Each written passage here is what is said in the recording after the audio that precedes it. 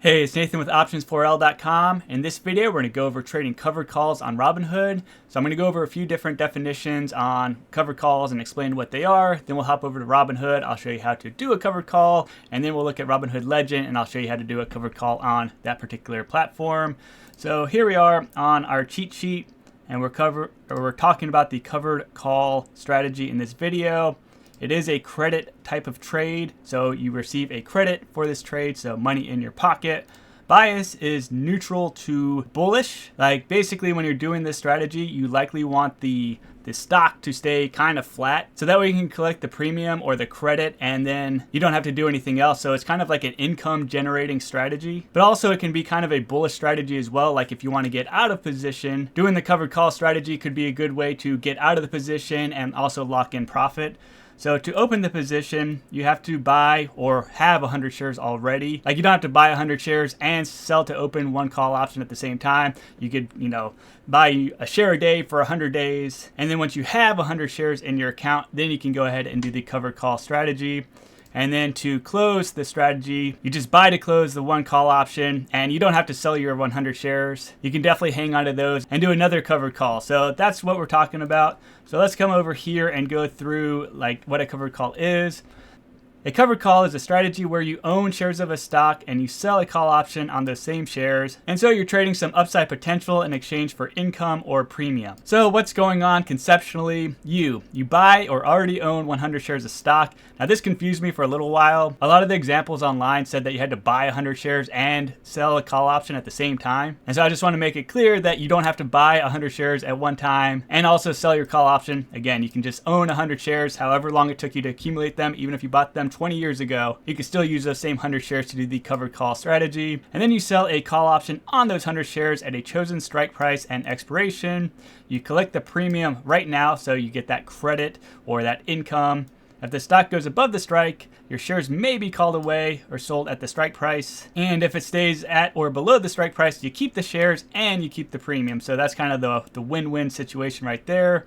You're usually neutral to mildly bullish on the stock, so you're okay if it drifts or rises a little bit because you do have 100 shares of the stock. So overall, long term, you probably want it to go up. But when doing the covered call strategy, you probably don't want it to go up too much because then your shares can get called away from you and you have to sell them at whatever price the strike price was. But you also get to keep that premium or that credit that you received when you sold the call option. And there are defensive strategies, so if the stock starts ripping up, you can go ahead and buy back your call option and you might have to buy it back for a debit, but you get to keep your 100 shares. Additionally, you could go ahead and roll out your call option to a later expiration date and a higher strike price. And I'll have other videos on rolling options. I just wanted to say there's some defensive strategies if the stock starts ripping up past the strike price of your covered call.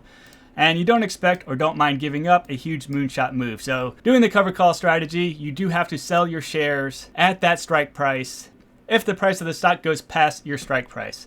So basic setup with numbers. Imagine you own 100 shares of a stock at $100 per share. Your total stock position is 100 times $100 equals $10,000. You sell one call option with a strike price of 105, expiration 1 month out. Premium received $3 per share. So you received 100 because there's 100 shares represented in a contract times $3 per share equals a $300 premium. So now you hold 100 shares of your stock. You're short one call at strike 105, you received $300 up front. So there's your income or your credit or your premium right there. So what can happen at expiration? So this is what happens if you hold it through the expiration date. And like I already said, there's some defensive strategies that you could go ahead and do prior to the expiration date, like if the stock moves in a way that is not in your particular favor. So example A here, stock finishes at or below the strike price of 105. So say the stock ends at 100, 102, or even $105 exactly. So the call buyer, the person that you sold the call option to for that $300 premium, they're not going to bother to exercise that option because it's not profitable. Because why would they buy your stock at $105 per share when they can just go to the open market and buy it at $100 a share or $102 a share or so on? So the call option will then expire worthless in this example. So you get to keep your shares and you keep all $300 premium. And your stock is worth whatever the market price is, plus you've earned extra income from the option. So example at $100, your value of shares times $100 a share, so $10,000. You kept $300 premium. Your position total is $10,300. And basically your effective cost basis in the stock was reduced from $100 to $97 per share. So $100 minus the $3 premium. So basically your stock cost basis has been reduced. Now let's move on to another example. So the stock finishes above the strike price, so above $105. And so let's say it ends at 110. The call is now in the money. In this case, a call buyer will exercise, and you have no option. You have to sell all 100 shares at $105, even though the stock is now worth $110. So what exactly happens? You receive 100 times 105, so $10,500 from selling the shares. You already got the $300 in premium, so your total proceeds are $10,500 plus $300 equals $10,800. Your original cost for the shares was $10,000, so you profited $800 in total. So that's where selling call options could be a good way to exit a particular position. When your stock is already profitable, you can just sell covered calls on it at higher and higher strike prices until it hits that strike price. And then you sell all 100 shares and you net that profit on your shares. Plus, you've been collecting premium all along the way. Now, there is a notice here. So even though the stock is at 110, you don't get that extra $5. So from the 105 strike to the 110, you're capped at the strike plus the premium. And so if the stock had ripped and gone from $100 to $150, you're still forced to sell at $105. And that call buyer, they made a pretty good trade right there. But maybe you're still happy with it because you bought your shares at $100, you sold them for $105. That's a 5% profit. Plus, you sold that call option for $300, so you would have basically made 8% on that particular trade. But yeah, you would miss out on all gains above the strike, but you still keep the premium you sold the call for. Now, break even for a covered call, the break even price is the stock purchase price minus the premium received. So in this example, we have our stock cost at $100. We receive the premium of $3. Our break even is $100 minus $3, $97. So at expiration, if the stock is at $97, our value of the shares is $9,700 plus the premium of $300, total $10,000. So exactly your original cost. So at expiration, if the stock winds up above $97, you're profitable overall. Below $97, you start taking a net loss. And that brings us to our risk and reward profile. So for a covered call, you own the shares. Remember, you have to own 100 shares before you can do this strategy. Maximum profit. So the max profit happens if the stock is at or above the strike at expiration. You must sell the shares at the strike price, but you also get to keep the premium. So the max profit per share is the strike price minus the stock cost plus the premium. So with numbers, we got our $105 strike price minus the $100 that we paid for the stock in the first place. Plus we have our $3 premium. So 5 plus 3 equals $8 per share profit. And since each contract is 100 shares, so we take our max profit per share, $8 times 100 shares equals $800 max profit. Now our maximum loss. So you still own the stock. So your downside is just like being long on the stock in the first place, partially cushioned by the premium. So if the stock, just bottomed out, went to zero, the company went bankrupt, though then, since you're still holding onto that stock, you would write it straight down to zero. Just like owning the stock anyway, as you would expect owning the stock. So 100 minus zero equals $100 per share. So you lose all $10,000 that you invested, if the stock went to $0.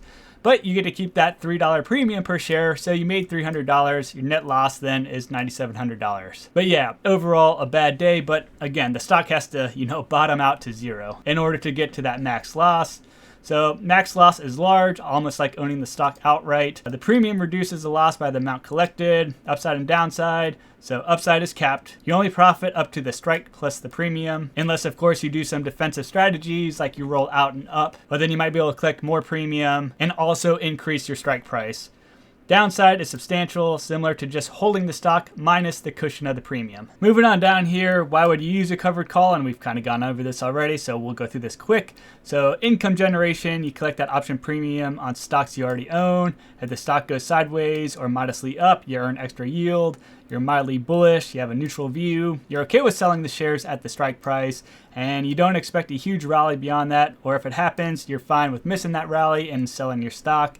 It also lowers the effective cost basis, so the premium received reduces your net cost in the stock. And so each covered call written can step your cost basis down if the call expires worthless. So a summary in plain language, a covered call is owning stock and selling a call on it to earn income and slightly reduce your downside. In exchange for capping your upside if the stock rallies past a strike, you get to keep the premium no matter what. You keep the stock if it stays at or below the strike. you sell the stock at the strike if it goes above, locking in profit but giving up further gains. And so now let's go over to Robinhood and actually set up this trade. So we'll go into Robinhood and we're going to find our symbol. So I'll do the IBIT Coin Trust ETF. And we want to go to trade options. So trade IBIT options, click that. And here we are on an options chain. And in this particular case, we're selling an option. So we're going to sell and we want to be on the call side. Check your expiration. So I'm going to go 31 days out and we'll look at what we have going on. So we're looking at trading out of the money options. So we're going to move up the chain to higher strike prices. And I usually look for a 0.2 delta or chance of profit around 80%. So let's come up here and here we go. So we got a delta of 0.2, chance of profit is 85.42%, so pretty good odds right there. And we can see our bid price at 84 cents. And that would be, of course, times 100 shares, so $84 in premium we could go ahead and collect. And all we need to do is click on the little plus button right here, and it'll add it to our order.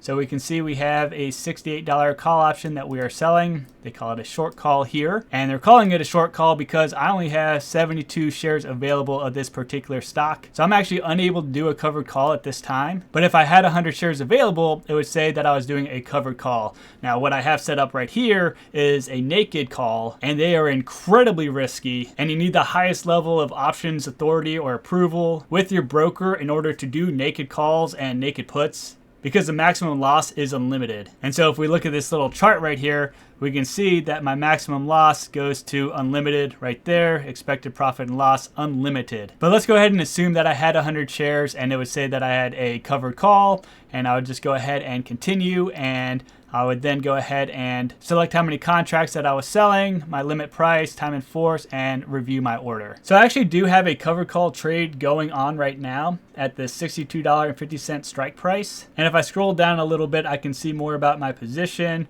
So you can see that I sold the IBIT 6250 call with the expiration on November 14th. I had 17 contracts at 25 cents a piece. So I had a credit of $425, and I have enough shares in my account to cover this particular position. So now let's head over to Robinhood Legend, and I'll show you how to do it over there. It'll be very quick because same concept. So here we are on the option chain. Let me switch over to IBIT. So we're looking at the same symbol across the different examples.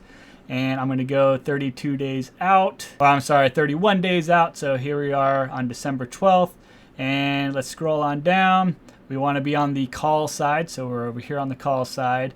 And we'll look for a delta of 0.2. So there's our delta of 0.2. And our chance of profit on the short is 83.39 because we are selling. So we are shorting that particular option.